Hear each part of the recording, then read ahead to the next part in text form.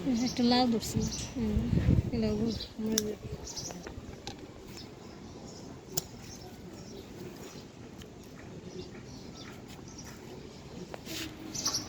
একটু দেখা যায়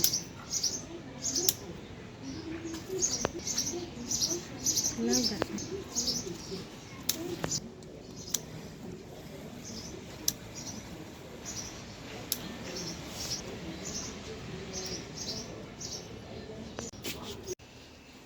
ছাদে থেকে সবজিগুলো কেটে নিয়ে আসলাম, এগুলো কেটে নেই, নষ্ট হয়ে গেছে। ছাদটা পরিষ্কার করতে হবে, টব পরিষ্কার করে কুমড়ার চারা বুনে দিব। ছোট আলু রান্না করব।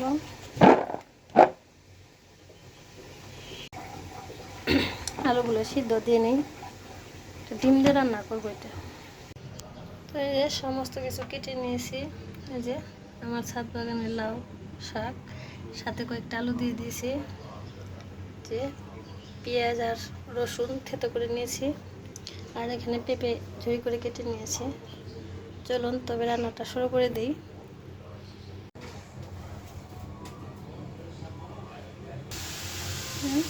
তেলটা গরম হয়ে আসছে, এখন জিরে ফোড়ন দিয়ে দিব।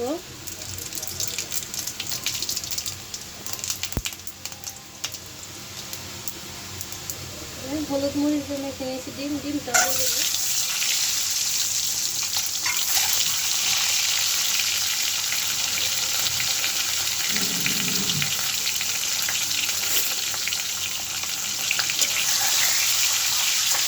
সবাই হয় কিনা নাই, ডিম ভাজতে গিয়ে ডিম থেকে ফুটে যায়, ডিম ভাজতে ভালো লাগে।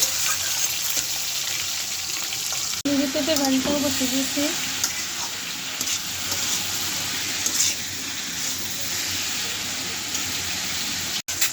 ডিম ভাজিটা হয়ে যাচ্ছে, নামিয়ে নেব।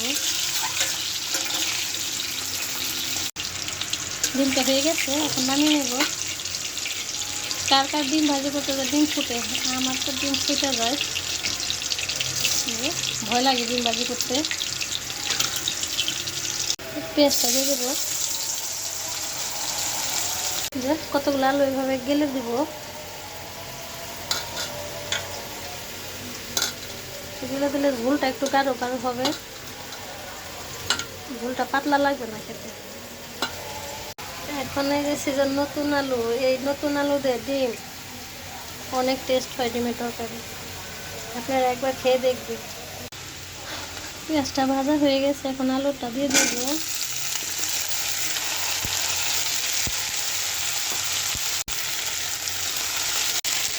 এখানে মশলাগুলো দিয়ে নেব, লবণ, মরিচের গুঁড়ো, হলুদের গুঁড়ো। আরে শুধু দৌড়ায়। কাঁচামরিচটা দিয়ে দেবো। ঝাল আপনারা যেভাবে খেতে চান সেভাবেই দিবেন। আমি ঝালটা একটু বেশি পছন্দ করি, তো ওই জন্য ঝালটাই বেশি খাই, কাঁচামরিচের সংখ্যাটাই বেশি লাগে। ভাজিটা কাঁচামরিচ দিয়ে দেবো। পেঁপে ভাজি প্রায় শেষের দিকে হয়ে আসছে, তো বাড়ির পেঁপে পেকে গেছে, তো আমি বললাম ভেজে ফেলবো। তরকারিটা কষানো হয়ে গেছে, এখন আমি ঝোলটা দিয়ে দেবো।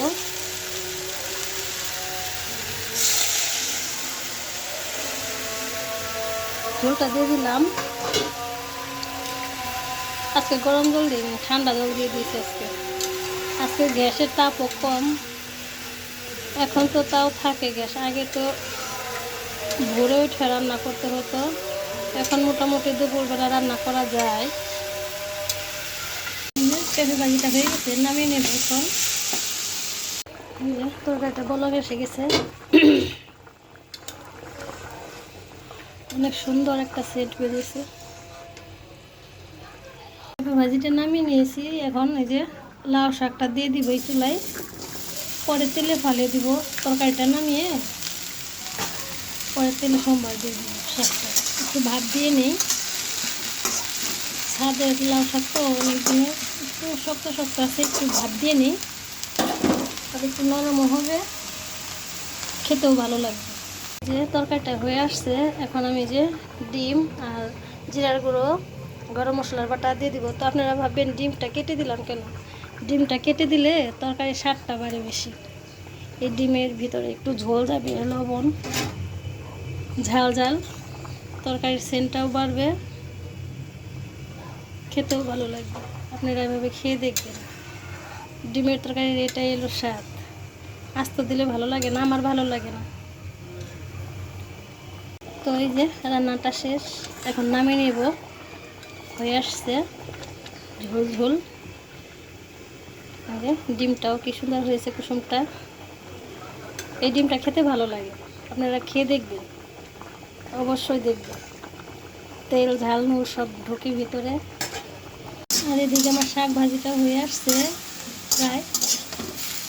তো বলবেন লাউ শাকের সাথে আবার আলু, লাউ শাকের সাথে আলুটা দিয়ে খেয়ে দেখবেন। সবসময় তো শাক ভাজি খাই, আলুর সাথে লাউ শাক ভাজি ভালোই লাগে। ডিমটা নামিয়ে নিয়েছি, এখন লাউ শাকটা তেলে ফোড়ন দিব। তেলে ফোড়ন দেওয়ার আগে শুকনো মরিচটা আগে ভেজে নেব। দেখতে থাকুন। গরম হয়ে আসছে প্রায়। লাউ শাকের স্বাদই তো শুকনা মরিচ ফোড়ন,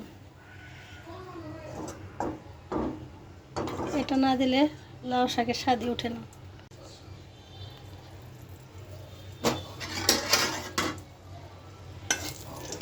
এটা ভেজে নেব।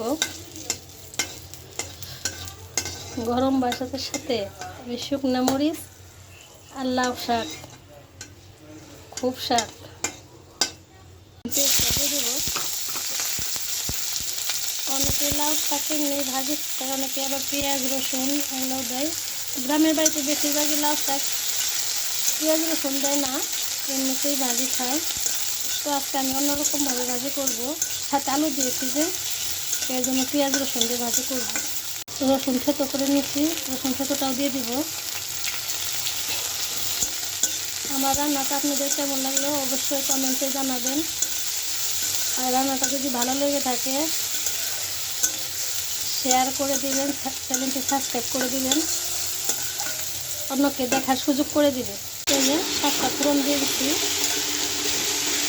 অবশ্যই যদি আমার ভিডিওটা আপনারা মন থেকে ভালোবেসে দেখেন তাহলে অবশ্যই চ্যানেলটি সাবস্ক্রাইব করে দিবেন। তো এই যে শাক ভাজিটা হয়েছে, এখন নামিয়ে নেব। তো এই যে লাউ শাক ভাজি হয়ে গেছে, ডিম আর পেঁপে ভাজি। তো আমার ভিডিওটি আপনাদের কেমন লাগলো অবশ্যই কমেন্টে জানাবেন। যদি ভালো লেগে থাকে তো চ্যানেলটি সাবস্ক্রাইব করে দিবেন, শেয়ার করে দিবেন, সবাইকে দেখার সুযোগ করে দিবেন। ধন্যবাদ সবাইকে, ভালো থাকবেন, আবার কালকে দেখা হবে।